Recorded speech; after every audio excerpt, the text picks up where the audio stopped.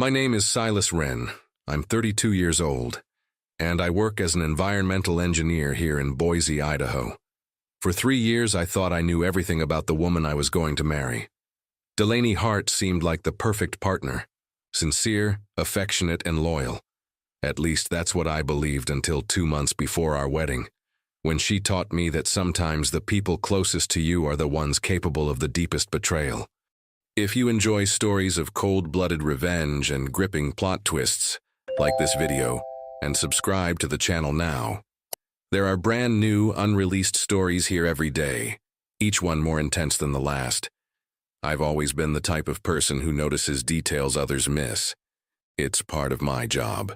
Environmental systems require precision, and inconsistencies can mean the difference between success and disaster. This skill served me well in my career, but I never imagined I'd need to apply it to my personal life.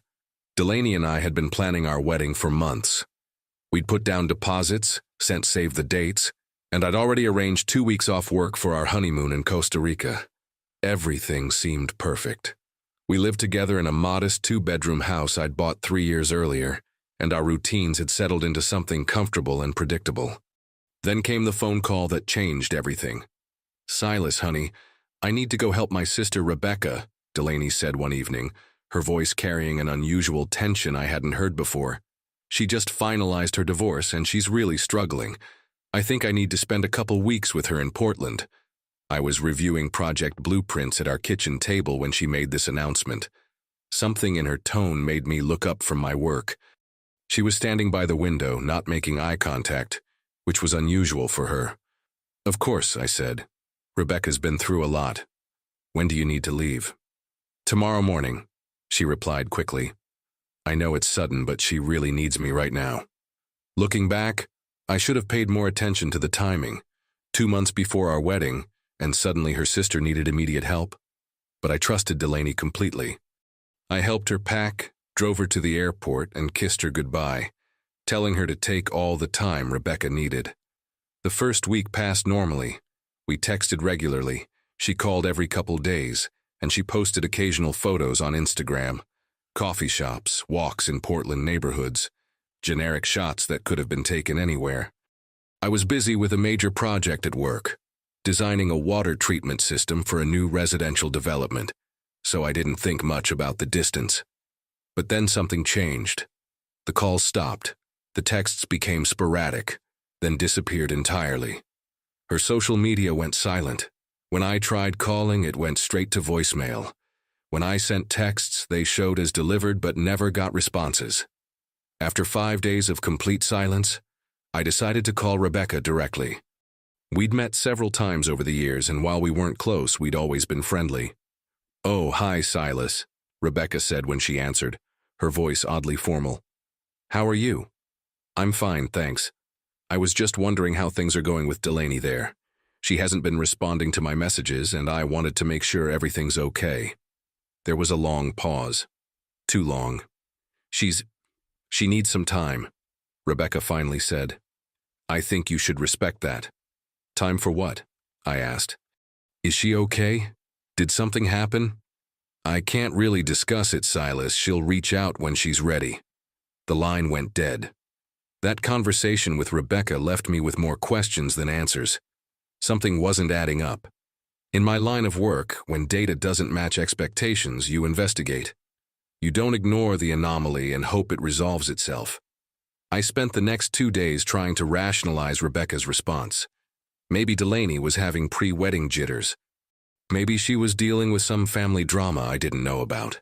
Maybe she just needed space to process whatever was happening with Rebecca's divorce. But the complete communication blackout felt wrong. This wasn't the woman I'd been with for 3 years. By Thursday evening, I'd made my decision. I called in sick to work on Friday, booked a last-minute flight to Portland, and packed an overnight bag. If Delaney needed space, fine.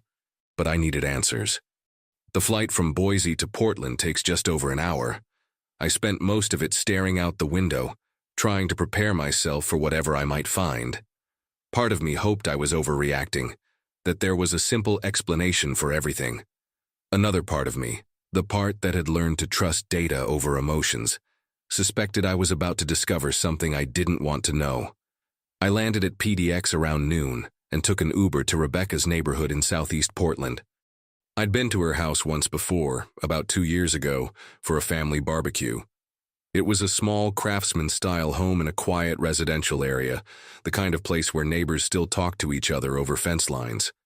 But when I got there, the house looked empty. No cars in the driveway, no lights on inside, mail overflowing from the mailbox. I knocked on the front door and waited. Nothing. I tried calling Rebecca's number again. It went straight to voicemail.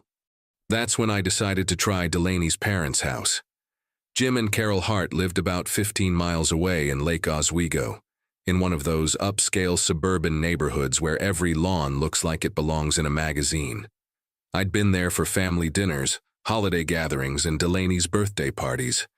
They'd always been warm and welcoming to me, treating me like the son-in-law they were about to gain. I parked across the street from their house and immediately noticed Delaney's blue Honda Civic in the driveway. My heart started pounding. She was here, not at Rebecca's. She'd been lying to me for 2 weeks. I sat in my rental car for about 10 minutes, trying to decide what to do. Part of me wanted to march up to the front door and demand an explanation, but something told me to wait, to observe. That's when I saw her. Delaney emerged from the house wearing clothes I'd never seen before. A sundress that was definitely not her usual style, and her hair was different too, styled in loose waves instead of her typical straight cut. She looked happy, relaxed in a way I hadn't seen in months. But what made my blood run cold was seeing who followed her out of the house. Zane Cooper. I recognized him from photos Delaney had shown me early in our relationship. He was her college boyfriend, the guy she'd dated for 2 years before we met. Tall, athletic, with that effortless charm that had apparently never quite left Delaney's system. She'd told me they'd ended things amicably when he moved to Seattle for work, and that they hadn't spoken in years. Yet here he was, walking out of her parents' house like he belonged there, putting his arm around her waist as they headed toward his black BMW. I watched them drive away, feeling like I was in some kind of alternate reality. The woman I was supposed to marry in 6 weeks was clearly involved with another man, and she'd been lying to me about it for God knows how long. The trip to help Rebecca was obviously a cover story. I drove back to the airport in a daze, caught the next flight to Boise, and spent the entire trip home trying to process what I'd witnessed. By the time I walked into our house, my house, I'd made a decision. I wasn't going to confront her immediately.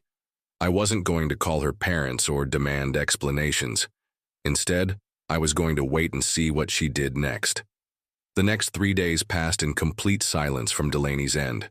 No calls, no texts, no acknowledgement that I even existed. I went to work, came home, and maintained my normal routine while internally preparing for whatever came next. Then, on Monday afternoon, I heard a car door slam in my driveway. I looked through the window and saw Delaney getting out of her Honda, carrying what looked like a thick folder, and wearing that same bright smile she used to give me when we first started dating. She walked up to my front door like nothing had happened, like she hadn't disappeared for 2 weeks without explanation. I opened the door before she could knock. "Hey, honey," she said cheerfully, stepping inside without waiting for an invitation. "Sorry I've been so busy with Rebecca. You know how it is with family stuff." I stood there watching her. This woman I thought I knew completely lied directly to my face with the confidence of someone who believed her own deception. "How's Rebecca doing?" I asked calmly. "Oh, she's much better now," Delaney replied, settling onto our couch and opening the folder she'd brought. "But look at this. I've been working on some final details for the wedding while I was there. I found this amazing florist who does these incredible arrangements with peonies and baby's breath. She spread out photos, fabric samples, and venue layouts across our coffee table like she was unveiling a masterpiece. Music playlists, invitation designs, menu options. She had it all organized with the kind of meticulous attention to detail that would have impressed me under different circumstances. "I was thinking we could do the ceremony at sunset," she continued, barely pausing for breath. "And I found this band that plays the perfect mix of classics and contemporary stuff. What do you think?" I watched her performance with a kind of detached fascination. She was acting out an elaborate fantasy where the past 2 weeks hadn't happened, where she hadn't been with Zane Cooper in Portland, where she could just slide back into our life and resume planning a wedding as if trust was something that could be rescheduled like a vendor appointment. "Delaney," I said quietly, "and the caterer has this amazing salmon option that would be perfect for—" "Delaney." She finally looked up at me, and for just a second, I saw something flicker across her face. Fear, maybe, or guilt, but it was gone so quickly I might have imagined it. "I need you to return the engagement ring," I said. The words hung in the air between us like a physical barrier. She blinked several times, as if trying to process what she'd heard. "What are you talking about?" She laughed nervously. "Silas, if this is about me being away for a few weeks—" "It's not about you being away," I interrupted.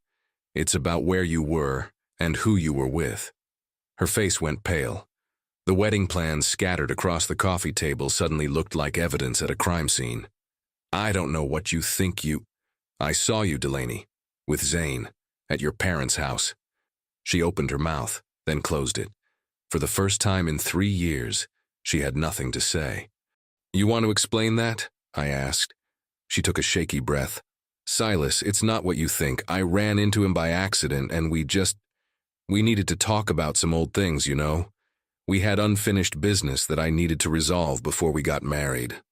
"Unfinished business?"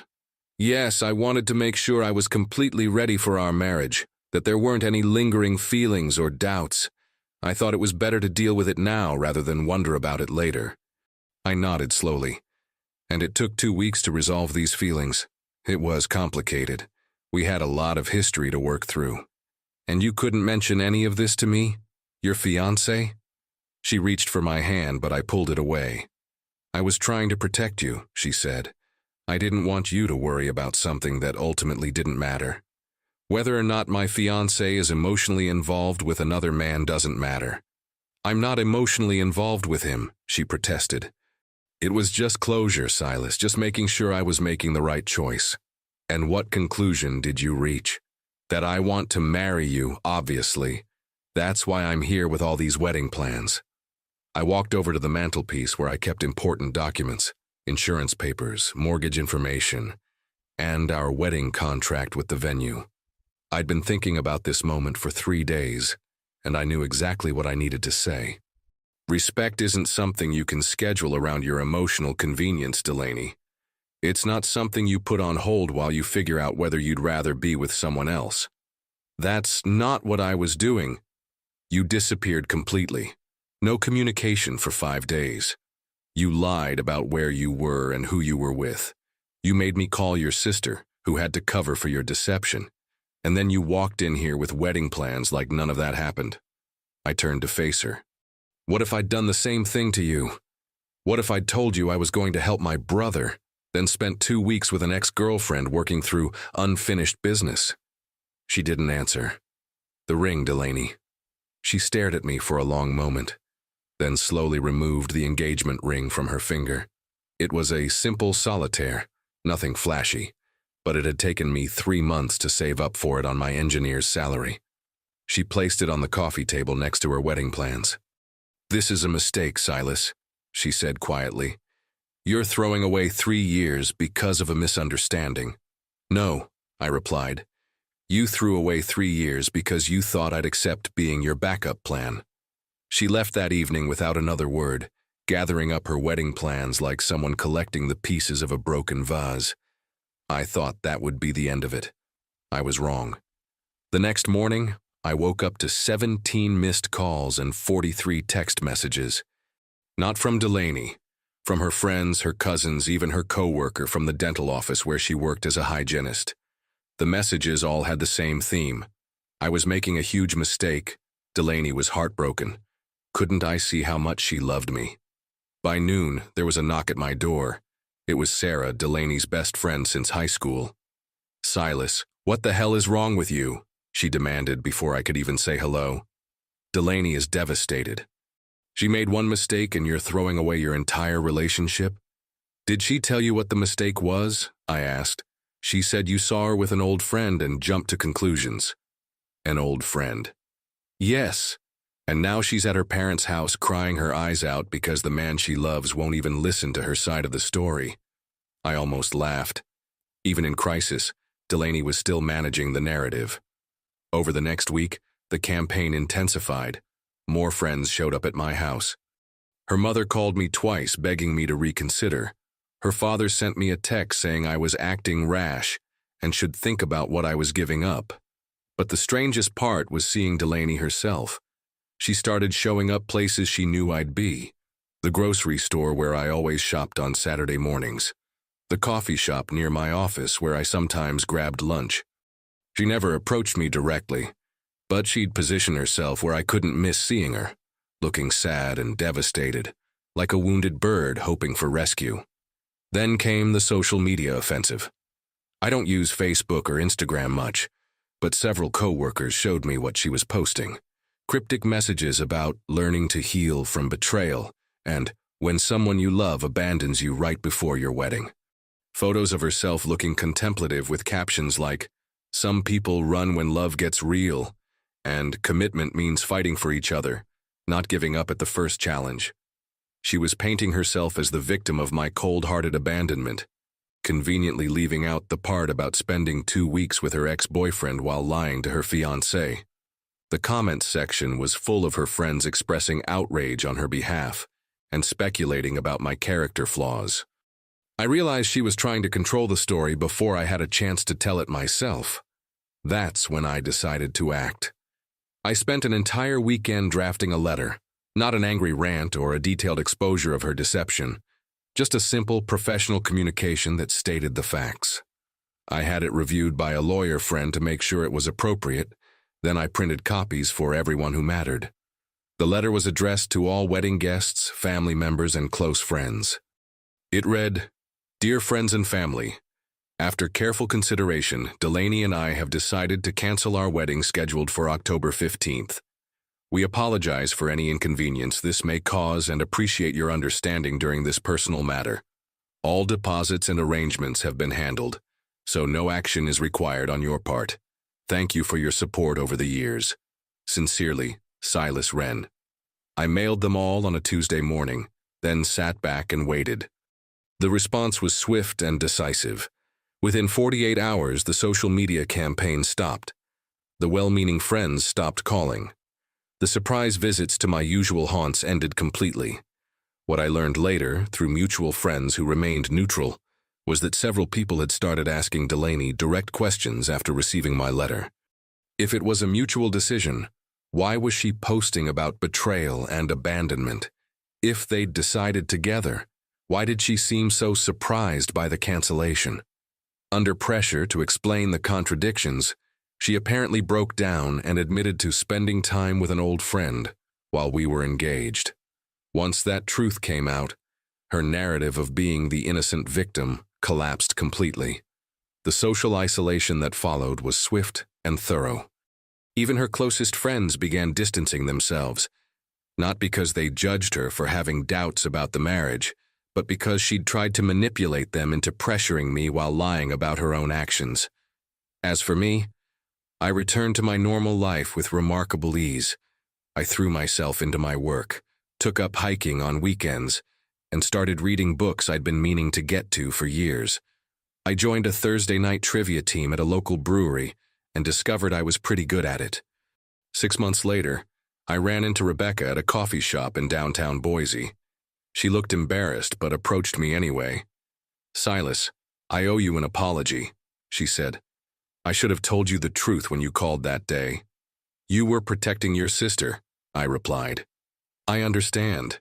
"No, I was enabling her," Rebecca corrected. "And I've regretted it ever since. What she did to you was wrong, and I'm sorry I played a part in it." I thanked her for the apology, and she told me something interesting.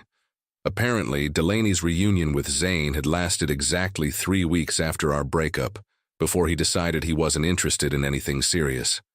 She'd been reaching out to old boyfriends ever since, trying to recapture something that had never really existed. That conversation confirmed what I'd suspected all along. I hadn't lost the love of my life. I'd dodged a bullet. A year later, I met someone new. Her name is Emma, She's a veterinarian, and when she says she'll call, she calls. When she says she'll be somewhere, she's there. When she travels for work, she sends me photos and texts me every day, not because she has to, but because she wants to share her experiences with me. It's amazing how simple trust can be when it's real. These days, I occasionally hear updates about Delaney through the Boise social network. She's still single, still posting inspirational quotes about finding authentic love and learning to trust again. I feel no satisfaction in her struggles, but I feel no regret about my decision either. Sometimes the best revenge isn't about making someone pay for what they did to you. Sometimes it's simply refusing to let them waste any more of your time while you build something better without them. If you enjoyed this story, please like this video and leave a comment telling me what you thought. And if you're not already subscribed to the channel, please subscribe and hit the notification bell to get alerts for new stories like this one. Thanks for watching, and I'll see you next time.